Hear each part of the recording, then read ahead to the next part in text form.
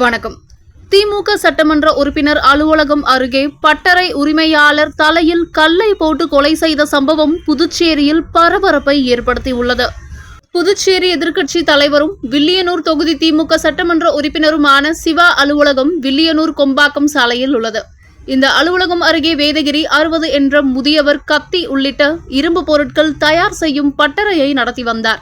இந்த நிலையில் இன்று காலை கடைக்கு வந்த ஊழியர்கள் வேதகிரி தலை நசுங்கி ரத்த வெள்ளத்தில் சடலமாக கிடந்ததை கண்டு அதிர்ச்சி அடைந்தனர்.